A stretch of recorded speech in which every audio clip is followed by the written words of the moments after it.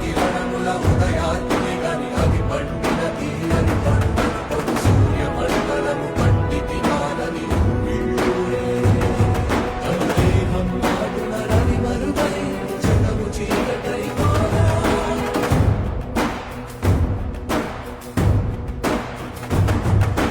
అది అమరేంద్రుడు గమనించి తన ఐరావతమది ఓడించి ఆంజనేయుని సమీపించి తన వజ్రాయుధము విసరగా అది పవన నందనుని హనుముని కాగా చిందిన రక్త బిందువే విద్యుద్వేగంతో ధరణి స్థలి వంద కడలిలో చొచ్చి వంద కడలి అట్టడుగున గల శ్రీరంగ శుద్ధి గర్భం